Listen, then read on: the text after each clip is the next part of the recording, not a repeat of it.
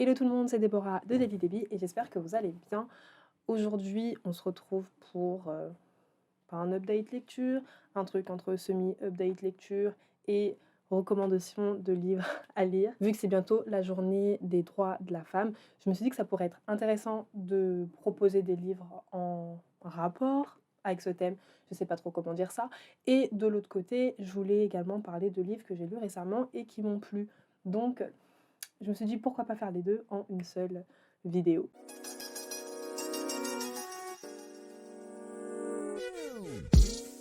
Du coup, je vais vous proposer une liste de 6 livres, enfin 6 livres, de livres qui sont plus ou moins en rapport avec ce thème. Il y aura 3 livres dont je vous ai déjà parlé sur cette chaîne, dont 3 livres que je vous ai présentés durant le la série, le challenge, je sais pas comment appeler ça, 21 livres pour 2021. Non, c'était 2021 pour 21 livres. 2021 en 21 livres, je sais même plus comment j'appelle les séries que je crée.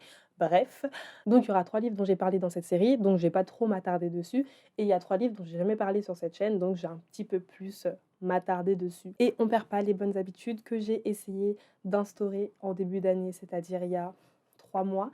Donc si vous aimez les contenus livresques et les vlogs lecture, n'hésitez pas à liker la vidéo, à activer la cloche et à vous abonner à la chaîne.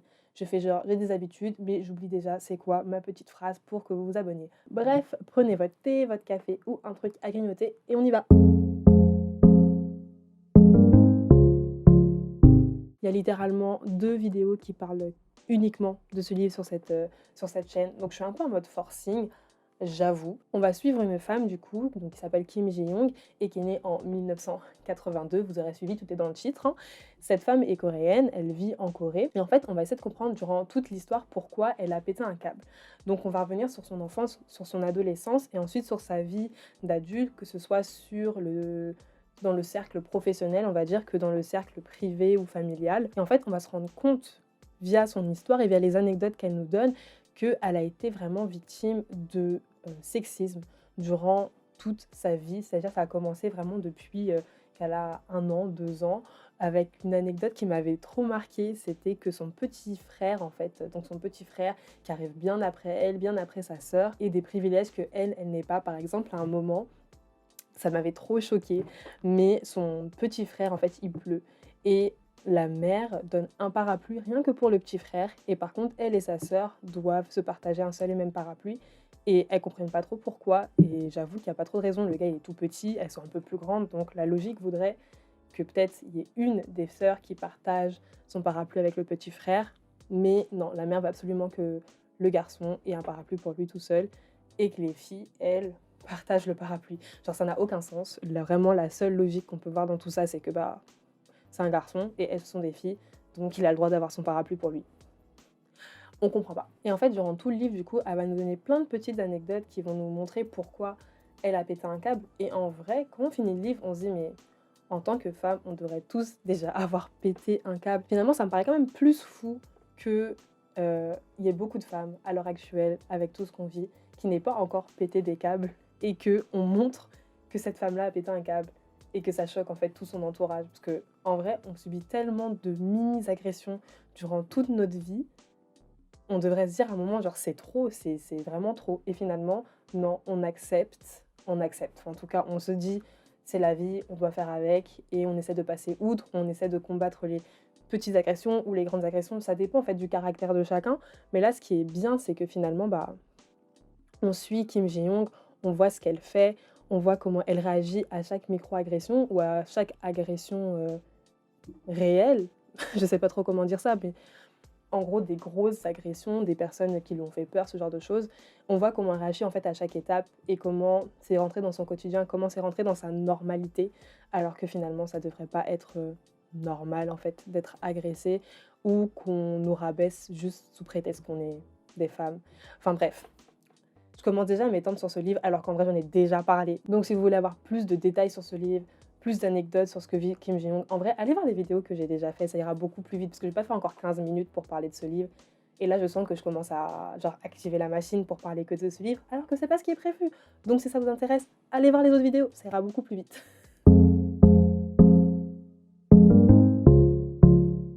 Le le deuxième livre que j'ai en tête et dont j'ai déjà parlé aussi sur cette chaîne, c'est Pachinko de Min Jin Lee. C'est également avec un personnage coréen, j'ai pas fait exprès, mais là, en fait, ça va pas être contemporain, ça va plus être un roman historique parce qu'on va suivre une femme dans les années, je sais pas dans quelle année, je commence à dire dans les années, mais j'ai pas ce niveau de détail en tête, mais en tout cas, ça se passe au XXe siècle, fin 19e, début 20e, quelque chose comme ça, si je dis pas de bêtises. En tout cas, non, je raconte de la merde.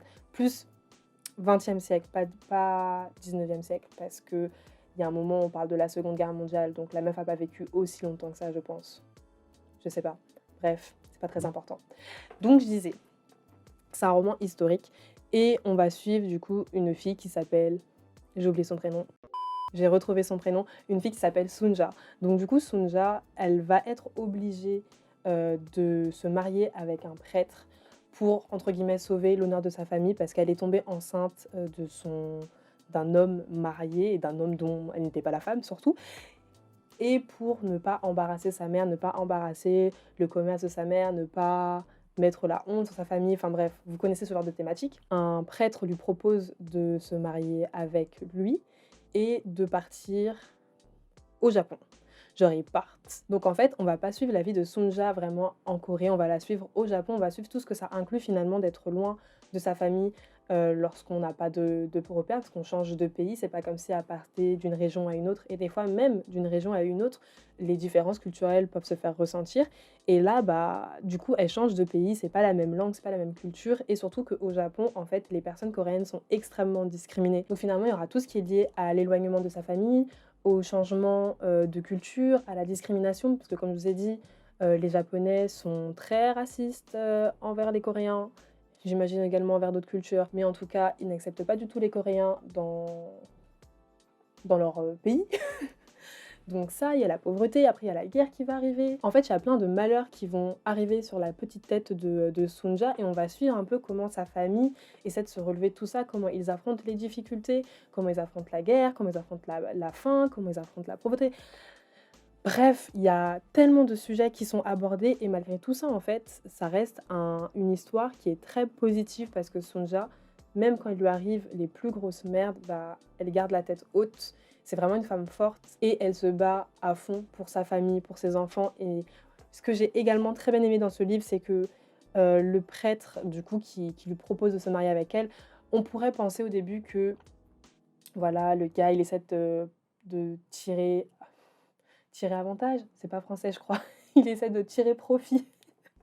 Il essaie de tirer profit de la situation et du coup, bah, d'éloigner Sunja de sa famille pour après, bah, genre, je sais pas, la forcer à faire des choses dont elle n'a pas vraiment envie, de la forcer à faire le ménage, enfin un peu qu'elle devienne son esclave.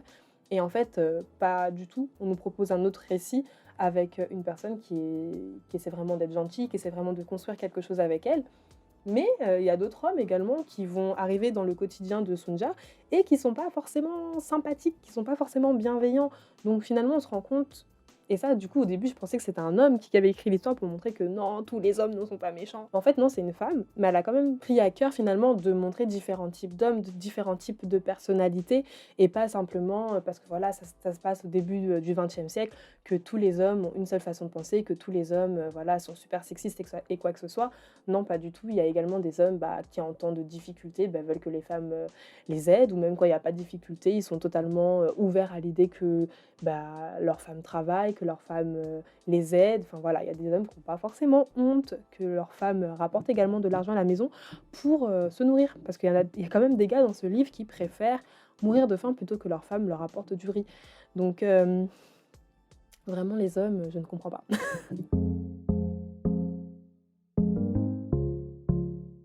Et le troisième livre dont j'ai parlé un peu trop souvent, j'ai l'impression que dans toutes les listes que je peux faire, ce livre finit par être dans la liste, soit en première position, en dernière position, je ne sais pas. Ce livre est tout le temps là, j'en ai parlé toute l'année. C'est Les filles de la chance de Charlotte Nicole Davis. Je sais que j'en ai parlé 10 000 fois, encore une fois, J'ai fait 2 vidéos à ce sujet, j'ai fait 2 vidéos sur ce livre et là je suis en train de faire une troisième vidéo où je vais encore parler de ce livre.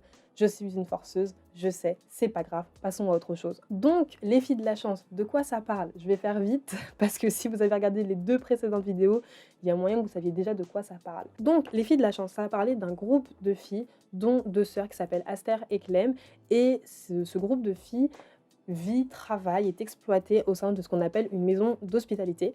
Et dans cette maison d'hospitalité, les filles qui ont moins de 16 ans sont des sortes de servantes, elles font le ménage, elles font la cuisine, elles font vraiment tout, c'est des femmes à tout faire.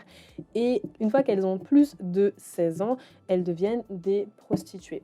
Bien sûr, elles sont pas payées, pas rien du tout ce qu'on leur offre, c'est un lit et de la nourriture. À côté de ça, elles sont, punies lorsqu'elles désobéissent, elles sont punies lorsqu'elles font une erreur, elles sont toujours vraiment, sous la crainte. Donc l'histoire va commencer avec Clem qui fête ses 16 ans et qui va donc devenir une, fille de la chance.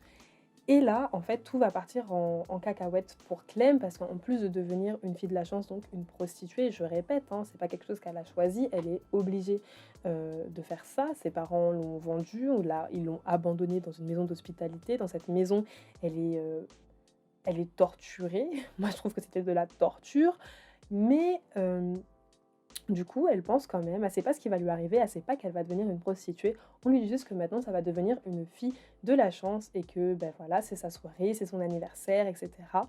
Mais lorsque Clem, en fait, comprend ce qui va lui arriver, elle panique, elle a peur et l'homme qui est en face d'elle est super violent. Du coup, elle va se défendre et l'homme va mourir. Bravo Clem. Clem, elle est pas super contente, elle panique, hein, ce que je peux comprendre. Elle vient de tuer quelqu'un, elle est bloquée dans une pièce, donc elle se dit: «Quand on va me retrouver, on va juste me buter» et clairement, si elle la retrouve, ils vont la buter. Donc sa sœur se dit: «On va faire quelque chose, c'est vraiment quitte ou double, on va s'enfuir. S'ils nous retrouvent, c'est sûr qu'on meurt, mais si on arrive à quitter la région et qu'ils nous retrouvent jamais, ben on sera libre en fait». Donc elles vont partir pour cette quête vers la liberté en espérant ne pas se faire rattraper. On peut les comprendre. Ce que j'ai particulièrement aimé avec ce livre, c'est qu'on nous propose un groupe de filles qui se sentent pas obligées de se chamailler et de créer du drama pour rien en fait. Là, on a vraiment un groupe de filles qui est solidaire, un groupe de filles qui est différent aussi. Elles sont toutes différentes les unes des autres, elles ont chacune leur personnalité. Il y a des personnes qui sont un peu plus romantiques, un peu plus, comment dire, calmes, un peu plus douces, et cetera. Et tu as des personnes qui sont un peu plus rentre dedans, des personnes qui ont une grosse gueule, et cetera. Elles s'apprécient pas toutes forcément, mais en fait, à la fin de la journée, elles sont toutes dans la même galère et elles décident en fait de s'entraider plutôt que de se trahir, plutôt que de penser à leur propre petite personne. Après, vous me direz, elles étaient en mode fuite. La pire chose à faire quand tu fuis un groupe de personnes qui veut te tuer, c'est de te séparer du groupe de personnes qui peut t'aider. Il y a un moment, bon, faut également être stratégique dans la vie. Si tu as envie de survivre, tu vois, tu restes avec les personnes qui veulent ta survie. Tu vas pas t'éloigner d'elles et faire en sorte de mourir seule. Vous voyez ce que je veux dire ou pas? Mais elles auraient pu avoir des clashs, elles auraient pu, je sais pas, créer du drama, se trahir, faire des petits complots avec d'autres personnes pour qu'elles soient sauvées et à côté de ça, bah, elles peuvent dénoncer leurs copines. Voilà, il y a il y aurait pu avoir plein de choses. Plein de choses qu'on voit dans d'autres livres en fait, vous voyez? Plein de choses qu'on voit dans d'autres livres, plein de choses, où on voit les filles se tirer dans les pattes, les filles se trahir et cetera, sous prétexte que les filles s'entendent pas. Et là, dans ce livre, ben, on a fait un choix qui est différent. On a un groupe de filles, bah, qui est dans la merde ensemble et qui va essayer de s'en sortir ensemble et ça, j'ai trouvé ça vraiment tip top. On va passer ça. Faut continuer à faire des livres comme ça.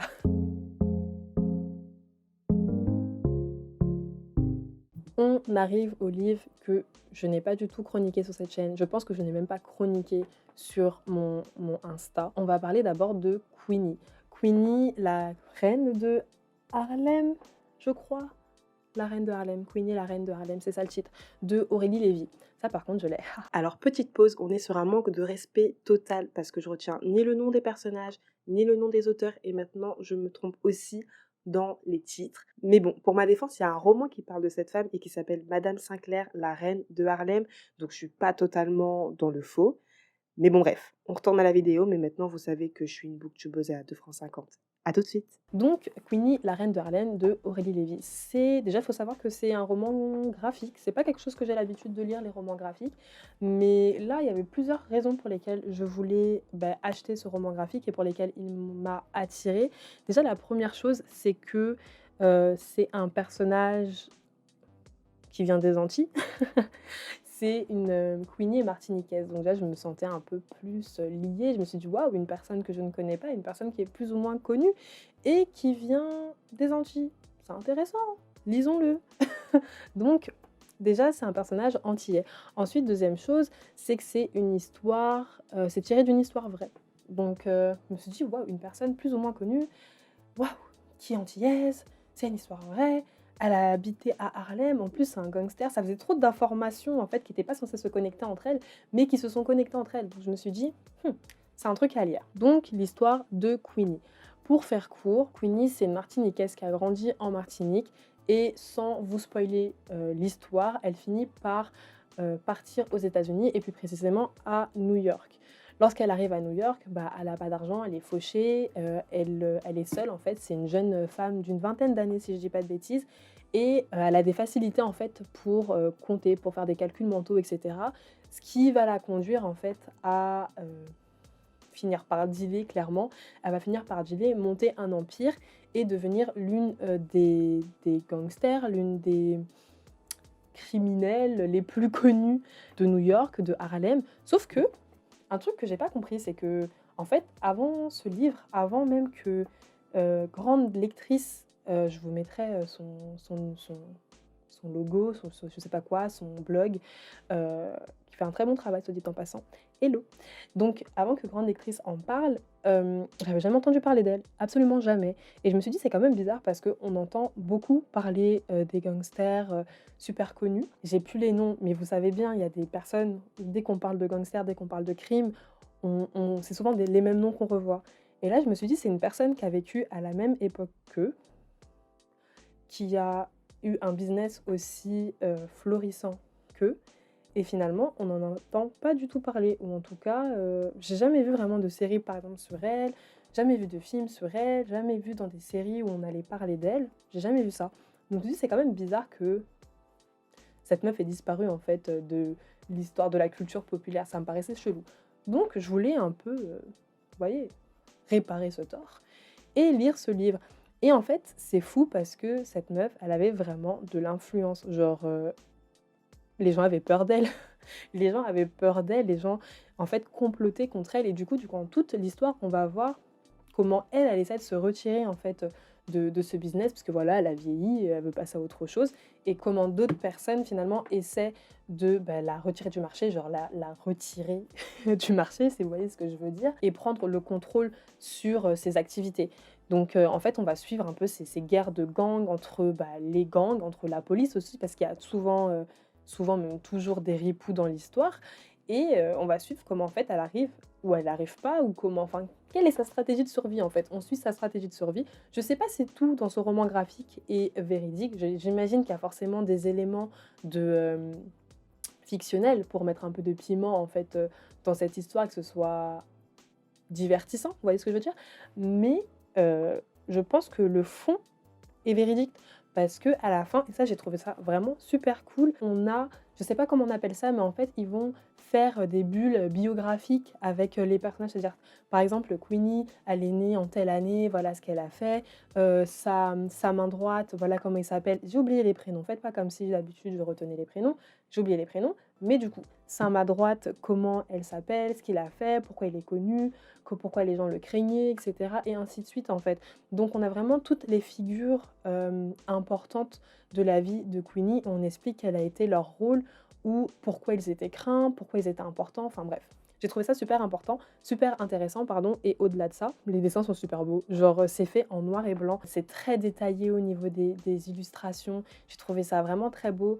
On joue avec la nuance de noir, on joue avec les ombres. C'est très, très beau et même la couverture est très belle, ça fait très art déco, même c'est même pas ça fait très art déco, c'est juste, une couverture art déco avec, cette couleur dorée et cetera. Enfin bref, j'ai juste kiffé, ne serait-ce que la couverture en fait me donnait envie d'acheter le roman graphique et une fois que j'ai ouvert, le bouquin, que j'ai vu les différents dessins, que j'ai vu le rendu en fait, j'avais encore plus envie de l'acheter. Donc je suis passée 2 fois je pense, à la Fnac devant et j'étais en mode: «Non, l'achète pas et tout, t'attends et cetera». Finalement, au bout de la deuxième fois, j'ai dit: «Vas-y, je le prends, c'est un signe, si je le vois autant de fois, il faut que je l'achète».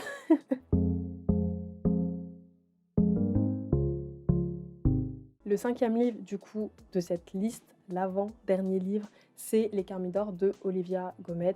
Je sais pas trop comment expliquer quel type de livre c'est, parce que c'est pas du fantastique, même si j'ai l'impression que dans le second tome, il y aura peut-être, je ne sais pas, des éléments fantastiques, mais dans le premier tome, c'était pas un roman fantastique.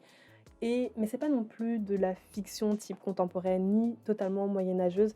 Je sais que la fille du livre le définit comme un Game of Thrones sans marcheur blanc et je suis assez d'accord avec elle en vrai.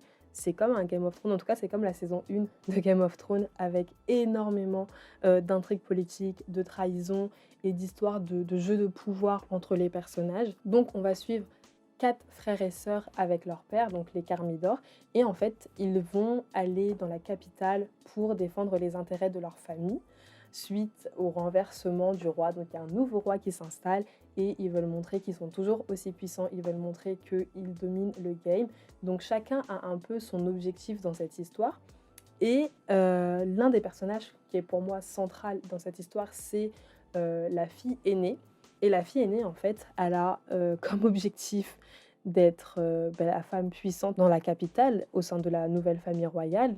Elle veut devenir la future reine. Elle veut que le nom de sa famille, en fait, entre dans l'histoire, ou encore plus dans l'histoire, qu'on puisse comprendre qu'ils sont puissants. Et son personnage est juste badass. Genre, elle est c'était clairement mon personnage préféré, c'était pas le personnage qui avait le plus d'éthique, c'était pas le personnage le plus gentil. Je pense même que c'était la plus méchante, je pense que c'était la plus pimentée, la plus épicée. Je pense qu'elle a pas beaucoup d'éthique, clairement.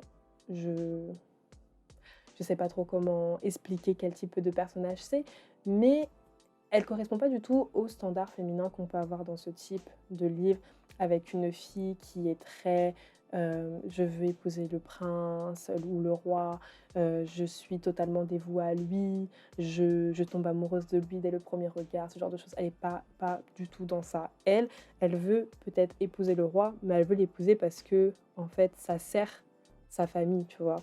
Elle veut l'épouser parce qu'elle sait que si elle l'épouse, bah, elle devient l'une des personnes les plus puissantes du royaume et c'est ça son objectif. Son objectif, c'est pas d'épouser le roi, c'est de devenir la personne la plus puissante et c'est pour ça que, du coup, c'est un personnage qui est vraiment badass. Après, c'est pas la seule femme dans le livre, du coup, il y a également sa petite sœur qui a un arc narratif qui lui est totalement dédié. Elle va plus être dans l'idée de qu'est-ce que c'est d'être la plus jeune, qu'est-ce que c'est d'être la fille illégitime, qu'est-ce que c'est, en fait, d'être celle qu'on ne veut pas forcément avoir dans la famille et en fait, chaque personnage féminin dans ce livre a vraiment son propre arc narratif, a sa propre personnalité aussi et je trouve qu'ils ne répondent pas, encore une fois, aux clichés qu'on attend d'elles dans ce type de roman, c'est-à-dire dans un roman politique, dans un roman avec des trahisons, dans un roman autour de la guerre. Là, ces filles, on a une princesse qui, veut montrer qu'elle a du voilà, elle a des coronesses, elle veut montrer que voilà, elle est là pour durer. On a du coup la fille Carmidor, l'aînée des Carmidor qui veut avoir plus de pouvoir. On a la plus jeune des Carmidor qui essaie de se faire sa place, au sein de ce royaume, même au sein de sa famille tout simplement. Et après on a d'autres femmes également qui arrivent au cours du récit et qui ont chacune, bah, un objectif en tête et qui est pas forcément lié à la romance parce que ce qu'il faut garder en tête et que j'ai beaucoup aimé dans ce livre, c'est que beaucoup de trigger warning certes, mais on nous montre que en temps de guerre, heu, lorsqu'il est question de politique, on attend des femmes une certaine retenue, on attend des femmes un certain comportement Et lorsqu'on ne correspond pas à l'image que les hommes se font de la femme dans ce contexte-là, ou lorsque la femme n'agit pas comme on l'attend d'elle, et ben en fait, ça peut vite devenir dangereux. Et en fait, même, ce qu'on nous montre, c'est que même quand on répond à toutes les demandes des hommes sur l'image de la femme, finalement, ça reste dangereux en fait. Peu importe ce que tu fais, que tu respectes l'image qu'ils ont des femmes ou que tu ne la respectes pas, t'es en danger. Littéralement, t'es en danger. Et ça, j'ai trouvé ça très intéressant parce que, du coup, encore une fois, gros trigger warning, mais ça montre que, bah, en fait, lorsqu'il y a des tensions dans un pays, lorsqu'il y a euh, une nouvelle personne qui arrive au pouvoir et qu'elle n'est pas d'accord avec les droits que les femmes peuvent avoir, qu'elle n'est pas d'accord avec ce que tu fais, en fait, tes droits peuvent vite être tomber à l'abandon, peuvent vite disparaître. Donc en vrai, lisez les Carmidor si vous aimez tout ce qui est question de intrigue politique, si vous aimez Game of Thrones, si vous aimez toutes les histoires où il y a un peu un jeu de pouvoir, des trahisons, des drames, etc. Pour moi, c'est vraiment le type de livre qu'on peut apprécier. Je pensais pas du tout apprécier ce livre, ou en tout cas, je pensais apprécier, mais pas forcément que ce soit genre un livre que je finisse par recommander, vous voyez.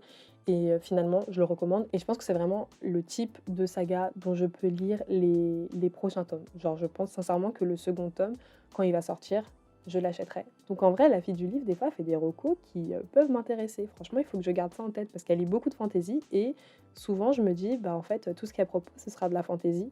Alors que pas du tout. Donc merci Amanda. Et le dernier livre que j'ai proposé, c'est Rosa Dolorosa de Caroline Dorca Fenech. C'est un livre un peu différent de ceux que j'ai proposés avant, dans le sens où là, on a un personnage principal qui n'est pas forcément badass, qui n'est pas forcément là pour montrer ou dénoncer le sexisme ni quoi que ce soit. Là, on est plus dans un livre avec une relation mère-fils. Donc, on va suivre Rosa, qui, avec son fils, dont j'ai totalement oublié le prénom, il y a un moment, il faudrait peut-être que je note les prénoms des personnages dont je parle, parce que, bon, on va l'appeler le fils. Donc, Rosa et son fils, en fait, sont en train de monter un hôtel. Ils veulent rénover leur hôtel et en faire un hôtel 3 étoiles. Et en attendant, ils ont un petit restaurant qu'ils pensent vendre. Tout se passe bien dans ce restaurant, il y a des clients, etc. C'est la belle vie. Ils ont un cuisinier et ils ont une serveuse. Ils s'entendent tous très bien. La serveuse a un fils, en fait, et il s'avère que malheureusement, le fils de la serveuse va mourir et la personne qui sera suspectée de son meurtre, ce sera le fils de Rosa. Rosa, Rosa, Rosa, Rosa, Rosam, Rosé, Rosé, Rosas. Désolée, c'est les cours de latin qui remontent. Donc, le fils de Rosa sera accusé du meurtre du fils de la serveuse. Tout le monde est persuadé que c'est le coupable. Tout le monde sauf Rosa, parce qu'elle se dit comment ça, mon fils, il est coupable, il est suspect de ce crime. Ok, le petit garçon est mort, c'est horrible.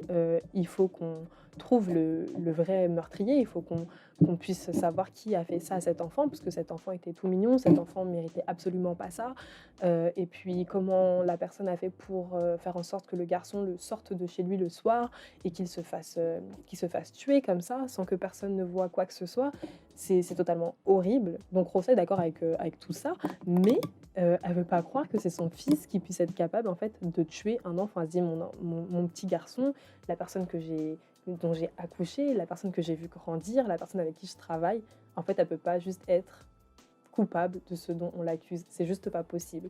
Et ce que j'ai trouvé super intéressant avec ce livre, c'est que finalement, souvent enfin je dis on, souvent quand je, souvent quand je lis des livres avec des meurtres ou avec des enquêtes ou que je regarde des séries dans le même style, ce sera souvent le point de vue du suspect ou le point de vue de la famille de la victime. On n'a jamais finalement le point de vue de la famille du suspect. On n'a jamais ce point de vue en fait des parents du suspect, des frères et sœurs du suspect. On n'a jamais en fait ce point de vue, en tout cas pas assez souvent. Et je pense que c'est facile du coup d'oublier que la famille du suspect, ils souffrent aussi de cette situation parce qu'eux, ils ont absolument rien demandé. Ils sont totalement sur le cul. Enfin, on voit bien que Rosa, elle est totalement sur le cul. Elle se dit, c'est absolument pas possible que mon garçon que je vois tous les jours, avec qui je m'entends extrêmement bien, qui prend son café avec moi, et cetera, puisse être coupable de ça. Donc en fait, on va suivre son cheminement durant tout le livre, les questions qu'elle se pose, comment elle finit par, voir son fils, l'évolution de son du regard, sur son fils, ce qu'elle pense de lui, tous les doutes qu'elle peut avoir. On va suivre tout ça durant tout le livre, jusqu'à la résolution finale que je vais pas vous donner, parce que le but c'est pas de vous spoiler le livre, ou soit, elle croit son fils et effectivement son fils est une victime aussi parce que, finalement on l'a accusé alors que c'était pas lui, ou sinon, elle accepte que son fils est, un meurtrier et que finalement elle le connaissait pas tant que ça. Donc j'ai trouvé ça vraiment intéressant. Pourquoi ce livre dans cette liste? Je sais pas. Je sais pas du tout. Je sais pas du tout pourquoi je mets ce livre dans cette liste. Je pense que, c'est juste pour avoir un autre regard en fait de ce que ça peut être d'être une femme, de se sentir seule en fait à un moment où, finalement on se rend compte qu'il y a peut-être pas tant de personnes que ça qui sont là pour nous épauler ou, je sais pas. J'ai trouvé que ce livre, il rentrait bien dans la liste, mais je serais incapable de vous dire pourquoi j'ai mis ce livre dans cette liste. Juste, je pense, je l'ai bien aimé et c'est une femme et j'ai trouvé qu'elle était quand même super forte durant tout le livre. Donc voilà, elle avait sa place ici quoi, laissez-moi tranquille en fait. Nouvelle pause, en faisant le montage, je me suis rendu compte que je savais pourquoi j'avais ajouté ce livre dans cette liste et pourquoi ça me paraissait logique. Donc bon, je vous explique avec un train de retard, mais je vous explique quand même, c'est le principal. Donc ça me paraissait logique d'ajouter ce livre dans la liste des femmes badass parce qu'on va suivre une femme du quotidien à qui il arrive un truc de ouf, quelque chose d'exceptionnel. Et en fait, elle va tout faire pour garder la tête haute, pour protéger son fils et en même temps pour ne pas blesser la famille de la victime. Donc elle est dans une position délicate, mais elle essaie quand même de faire face, quoi. Et j'ai trouvé qu'elle faisait preuve de résilience et de courage, même si quand on parle de courage dans les films et dans les livres aujourd'hui, c'est pas forcément la première image qui nous vient en tête. Donc voilà, ça nous fait 6 petits livres dans notre palle, enfin surtout dans la vôtre, parce qu'en vrai, moi, c'est des livres que j'ai déjà lus. Donc on a Les Carmidor, on a Rosa Dolorosa, Les Filles de la Chance, Pachinko, Kim Ji-young né en 1982 et Queenie, la reine d'Harlem. Voilà, voilà. J'espère que les livres vous ont plu, j'espère que ça vous a donné envie de les lire. S'il y en a un qui vous plaît particulièrement, dites-le en commentaire. Voilà, je pourrais vous donner un peu plus de détails sur ce livre si vous avez des questions particulière, n'hésitez pas. Je sais pas ce que vous pourrez me demander, mais voilà. J'essaierai d'y répondre si je peux y répondre, il n'y a pas de souci, je suis là pour ça. Dans tous les cas, si la vidéo vous a plu, n'hésitez pas à liker et à vous abonner à la chaîne. Je vous retrouve pour une nouvelle vidéo non préparée et on se dit à bientôt. Tchuss!